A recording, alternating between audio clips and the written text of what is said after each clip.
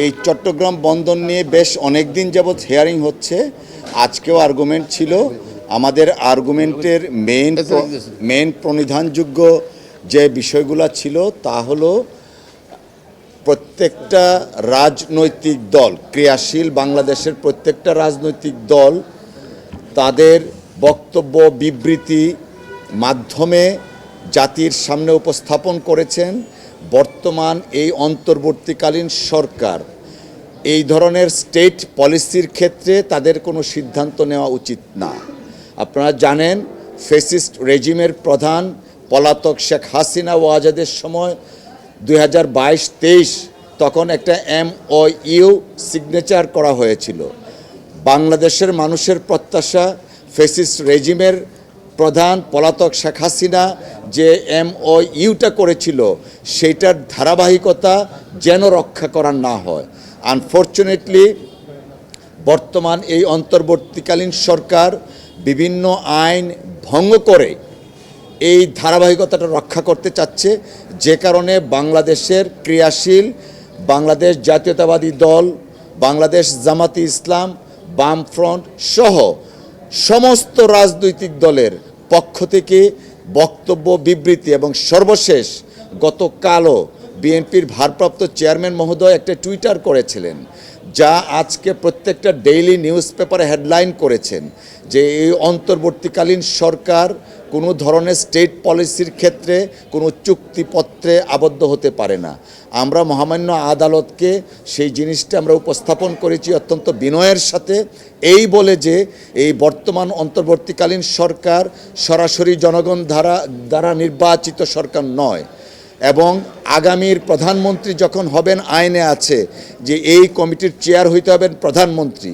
Attorney general সাহেব বলেছিলেন যে এই সরকার জনগণের সরকার। আমরা আমাদের উপস্থাপনায় বলেছি এই সরকার রাজনৈতিক দল কর্তৃক সমর্থিত সরকার। জনগণের সরকার তখন হবে যখন জনগণ দ্বারা নির্বাচিত হবে এবং যে আগামী পার্লামেন্ট ইলেকশন হতে যাচ্ছে মধ্য ফেব্রুয়ারির আগে, সেই পার্লামেন্ট যে সরকারকে নির্বাচিত করবে সেই সরকারই হবে জনগণের দ্বারা সরাসরি নির্বাচিত সরকার। এবং আমরা এই বিষয়গুলা আগামীর সংসদ নির্বাচন তথা সংসদ নির্বাচন পরবর্তীতে যে সরকার গঠিত হবে সেই সরকারের জন্য এই নীতিগত প্রশ্ন এবং নীতিগত বিষয়গুলো রাখার জন্য মহামান্য আদালতের কাছে আমরা উপস্থাপন করেছি। এবং আমাদের লার্নেড ফ্রেন্ড অন্য দুইজন আছেন, ওনারা ওনাদের উপস্থাপন আদালতে করেছেন, তারা দুই একটা বিষয় এখানে অ্যাড্রেস করবেন। অসংখ্য ধন্যবাদ। RICL TMX, যুগের পর যুগ স্থাপনা থাকে মজবুত। যেটা ব্যারিস্টার কাসেম কামালের বক্তব্য শুনলেন, এসএলএন করিম সাহেব বলবেন।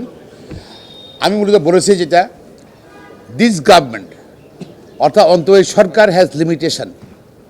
একটা নির্বাচিত সরকারের যে ক্ষমতা আছে অন্তর্বর্তী সরকারের সেই ক্ষমতা নাই। এখন তারা যদি এখানে যারা আসছেন বিডার চেয়ারম্যান সহ অনেকে আসছেন, তারা কিন্তু এরা পারমানেন্ট থাকেন না। আপনার এরা হলো নন রেসিডেন্ট বাংলাদেশি, এর অনেকে সরকারও আছেন, ইয়েতে আছেন। এবং এটা হলো আপনার আমাদের চিটাং পোর্টটা একমাত্র পোর্ট, এখানে ন্যাশনাল সিকিউরিটি ইনভলভ। এখানের মধ্যে আমাদের জাতীয় নিরাপত্তা আছে, জাতীয় স্বীকৃতির ব্যাপার আছে, যার সার্বভৌমত্বের ব্যাপার আছে এখানের মধ্যে। যদি এটা বিদেশির কাছে চলে যায় তারা সব কিছু জেনে যাবে কি আসছে কি যাচ্ছে। এমন বাংলাদেশ ধরেন কোনো অস্ত্র ইম্পোর্ট করতেছে সেটাও জেনে যাবে তারা, তার মনিটর করতে পারবে, সার্ভিলেন্স করতে পারবে।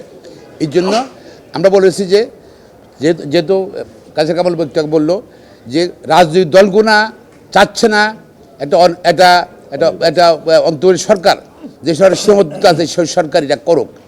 এখন যেটা জনগণের সঙ্গে রাজনৈতিক দলের সঙ্গে চ্যালেঞ্জ করে সরকার চ্যালেঞ্জ গ্রহণ করে সরকার কিন্তু এটা করতে আগাচ্ছে এবং এই প্রজেক্টটা কিন্তু সেই ক্ষেত্রে সরকারের আমলের প্রজেক্ট। এবং আমরা মনে করছি ওদেরই কোনো লোকজন আগে সরকারের কোনো লোকজনের তাদের তত্ত্বাবধানে তাদের প্রসেসটা কিন্তু এটা আগানো হচ্ছে। তো আমরা মহামান্য আদালতকে বলেছি যেহেতু জাতীয় নিরাপত্তার প্রশ্ন আছে আমাদের সুপ্রিম কোর্ট ব্যালেন্স করতে হবে, যেখানে জাতীয় নিরাপত্তা আছে সেখানে সোমোটো কোর্ট কিন্তু কোনো উদ্যোগ দিতে পারে, কোর্ট রুল দিতে পারে, স্টে করে দিতে পারে। আর এখান থেকে তো জনস্বার্থে মামলা করা হয়েছে। আমরা আশা করছি, আমরা আশাবাদী ন্যায় বিচার হবে, ন্যায় পাবে। এটা বাংলাদেশের জনগণের ন্যায় বিচার পায় আমরা মনে করি, যদি রুলটা অ্যাবসলিউট হয়, এবং ন্যায় বিচার হবে আশা করছি ইনশাল্লাহ। অ্যাডমিনাল সাহেব তো অ্যাডমিনালের বক্তব্য রাখবেনই, সেটা ওনারটা বক্তব্য রাখবেন। উনি তো একটা সাইডে আছেন, উনি সরকারের রাষ্ট্রের প্রতিনিধিত্ব করছেন, তার বক্তব্য উনি বলবেন। আমরা আমাদেরটা বলছি, আমরা আদালতে কী বলেছি সেটা আমরা বলছি। জাতীয় নিরাপত্তা, সার্বভৌমত্ব এবং জনগণের নিরাপত্তার প্রস্তুত আছে। যদি এইটা যদি বিদেশিরা যদি এখানে চলে আসে,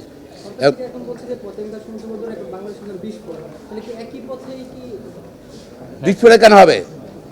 আমাদের পোর্ট হলে আমাদের অ্যাসেট, এটা আমাদের গর্ব। সরকার থেকে যারা বলে যে চিরাং পোর্ট আমাদের বিস্ফোরা, তারা মানে বাংলাদেশ সম্বন্ধে জানে না, বাংলাদেশ মানুষকে ভালোবাসে না। আমি মনে করি, তারা সে should draw that comment about Chirang port. ধন্যবাদ। আহসান ভাইয়ের কাছে জানতে চাই যে চুক্তি সম্পাদনের ক্ষেত্রে কি কি আইন বিধি লঙ্ঘন হয়েছে, এই বিষয়টা যদি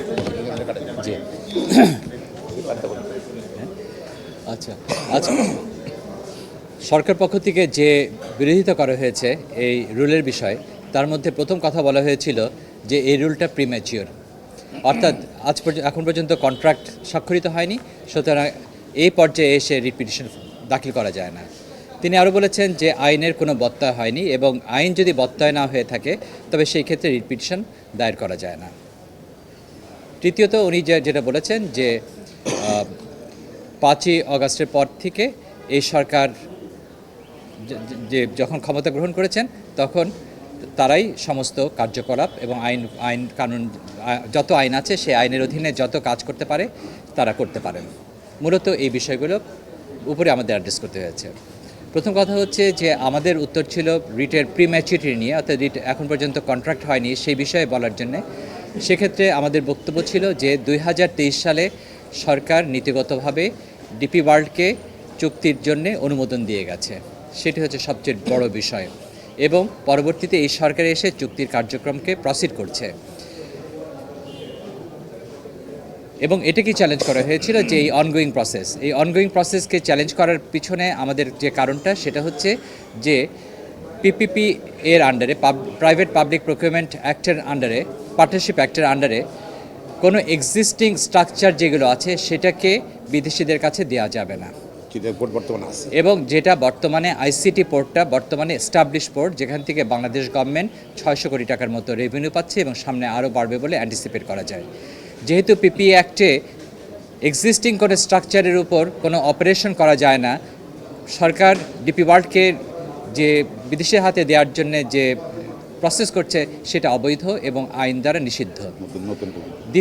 দ্বিতীয় হচ্ছে যে এই আইনে বলে দেওয়া আছে, একটা বিশেষ পরিমাণ অঙ্কের কথা বলা আছে, অন্তত 1200 কোটি টাকা এখন নতুন নিয়মে করা হয়েছে, যেখানে ডিপি ওয়ার্ল্ড 200 কোটি টাকার প্রস্তাব দিয়েছে, যেটা আইন অনুযায়ী সমর্থিত না। সুতরাং এই দুই বিষয় আইনের সম্পূর্ণভাবে কন্ট্রাডিকশন হচ্ছে, ভায়োলেশন হচ্ছে, ব্যত্যয় হচ্ছে। তৃতীয়ত হচ্ছে আইনে পরিষ্কার বলে দেওয়া আছে যে মন্ত্রিসভা কর্তৃক এই বোর্ড অফ গভর্নর্স গঠিত হবে এবং প্রধানমন্ত্রীর নেতৃত্বে। এখন বোর্ড অফ গভর্নর্স কী হবে বলে দিচ্ছে যে রুল অফ বিজনেসে যেভাবে বলে দেওয়া আছে সেভাবে হবে। সেই ক্ষেত্রে প্রাইম মিনিস্টার তাদের সমন্বয়ে গঠিত হবে, কিন্তু এখন পার্লামেন্ট নাই। আমাদের বক্তব্য ছিল যেহেতু পার্লামেন্ট নাই, যেহেতু প্রাইম মিনিস্টার নাই, মন্ত্রী নেই, সুতরাং এই মুহূর্তে এই সরকার কোনো রকম প্রসেস গ্রহণ করতে পারেন না। তার উত্তরে অ্যাটর্নি জেনারেল সাহেব বলেছেন যে 5ই আগস্টের পর যে সরকার এসছেন সে সরকার সমস্ত আইনের অধীনে সমস্ত কিছুই প্রাইম মিনিস্টারের যে ক্ষমতা আছে সেগুলো তার গ্রহণ করতে পারেন। সেই ক্ষেত্রে আমাদের উত্তর ছিল যে স্টেট নেসেসিটির জন্যে যেটা প্রয়োজন, স্টেট নেসেসিটি সরকার চালাতে হলে যেগুলো প্রয়োজন সেগুলো নিশ্চয়ই তারা করতে পারেন, কিন্তু ডিপি ওয়ার্ল্ডকে এই মুহূর্তে এই কন্ট্রাক্টটা হস্তান্তর করাটা স্টেট নেসেসিটি না। সুতরাং এই ক্ষেত্রে আইনের শর্ত মানতে হবে, বিশেষত যেখানে অ্যাপিল ডিভিশন তত্ত্বাবধায়ক গভর্নমেন্ট সিস্টেম আবার রিভাইভ করে দিয়েছে। সুতরাং সেই সংবিধানে পুনঃস্থাপিত এই প্রবিধান পুনঃস্থিত হওয়ার পরে যে বিধানটা আসে যে তত্ত্বাবধায়কের সময় বা কেয়ারটেকারের সময় কোনো রকম নীতিগত সিদ্ধান্ত নেওয়া যাবে না, শুধুমাত্র রুটিন ওয়ার্ক এবং ইলেকশন সম্পর্কিত যে সিদ্ধান্তগুলো সেগুলো নিতে হবে, ডে টু ডে অ্যাফেয়ার্স ইত্যাদি, কিন্তু নীতিগত কোনো সিদ্ধান্ত নিতে পারবেন না। এটা যেহেতু একটা রাষ্ট্রের জন্যে একটা বড় রকমের নীতিগত সিদ্ধান্ত, সুতরাং পরবর্তী পার্লামেন্ট না আসা পর্যন্ত এই নীতিগত সিদ্ধান্ত আর কেউ নিতে পারবেন না এবং এই সরকার এই কোনো পলিসি ডিসিশন যদি নিতে পারেন না কনস্টিটিউশনালি, সুতরাং তারা ডিপি ওয়ার্ল্ডের সাথে চুক্তি নিয়ে অগ্রসর হতে পারেন না। আমাদের বক্তব্য মোটামুটি এইভাবেই ছিল। মোদির যে আদেশ ছিল সেটাই চলবে এবং 4 ডিসেম্বর রায়ের জন্য দিন ধার্য করা আছে। এটা দেখা যায়, let us see।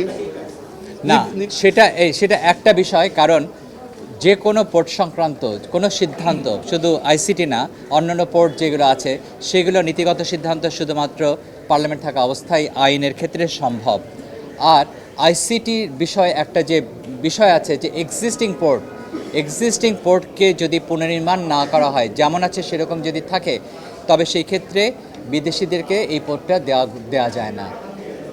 আইসিটি যেহেতু বিদ্যমান একটা পোর্ট, সুতরাং এটা যদি পরবর্তী সরকার এসে যদি মনে করেন এটা পুনর্নির্মাণ করবেন, তবে পিপিএ এর আন্ডারে, তখন সেটা অন্য প্রসঙ্গ।